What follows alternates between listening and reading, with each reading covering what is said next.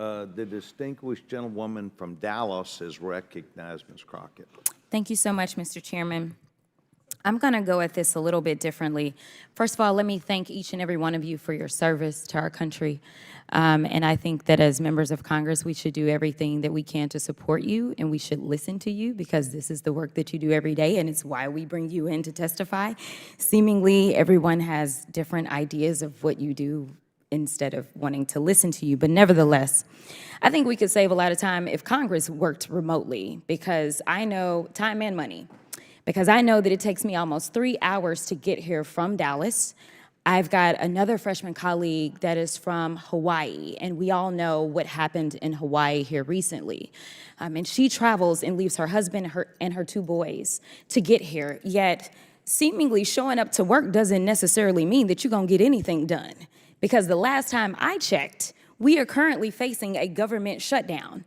It is pending, and people have shown up, but they have not shown up to actually do the work. So we're concerned about telework, but what we really need to be concerned about is whether or not we're gonna do our work when we're in the building, because we are the ones that are supposed to make sure that we pass appropriations bills so that we can fund what you're doing as we talk about backlogs. So let me talk about some of the reasons for some of the backlogs that have been brought up.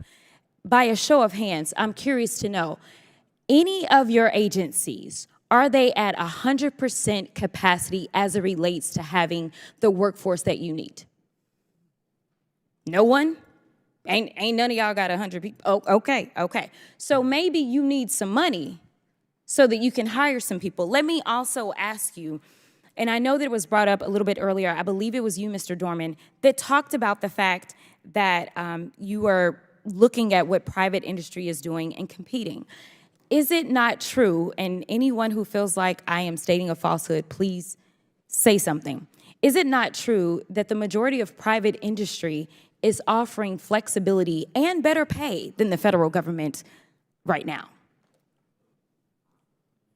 Okay, all right, so it is hard to compete because number one, we ain't giving y'all no money. Number two, we're showing up every day, but we not doing our jobs because we seemingly are about to shut down, because I don't know how I'm just a freshman.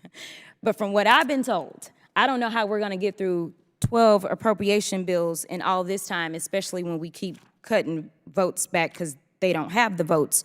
So we may need to focus on how we can do better at our jobs and support you so that y'all can take care of our constituents.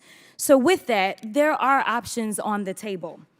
Republicans and Democrats, we need to come together and find common ground. And we did this a little earlier this year. I was working on a retention option because in June, I led a letter to the Secretaries of Defense and State and the OPM director about concerns regarding the retention of federally employed military spouses. This letter was co-led by a Republican actually on my Oversight committee. I also introduced an amendment to the NDAA directing the Secretary of Defense to provide employment flexibility to military spouses deployed by the department. This amendment was co-sponsored by several Republicans, including, again, one on Oversight. The military is currently facing a recruitment crisis. This is why it's important, more important than ever, that we retain current military families. Over 1/3 of active duty military families cite difficulties securing spousal employment as a reason for leaving the service.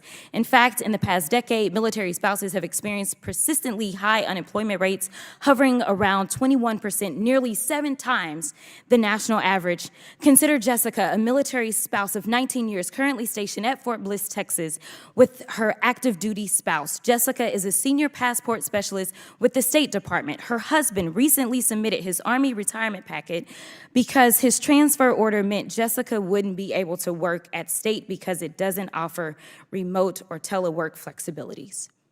How is this protecting our country? And I'm sure the majority of you never heard about this bipartisan amendment. You heard about all the other trash that they wanted to put on the floor that had nothing to do with keeping our country safe. What we need to do is focus in on the priorities. And the priorities aren't culture wars. That's not the priorities. The priorities are making sure that people are working and people are safe. And regardless of what the president said, and I love the president, I support him. Let me say that right now. COVID is still around. We have members that are out right now because they are sick with COVID.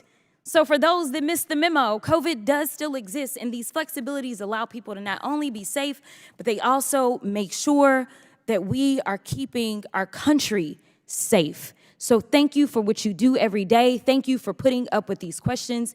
Thank you for fighting for a country that somehow doesn't seem like it's fighting half as hard for you and your employees. And with that, I would just ask for unanimous consent to enter into the record a statement from the Parallel Professionals, EFM, MOH, and the U.S. Department of State employee organizations for the spouses, partners of foreign service professionals who are civil servants, government contractors, and who work at U.S. missions abroad. Mr. Chairman. That'll be under the record. Thank you very much. And I will yield. Gentlewoman yields back her time.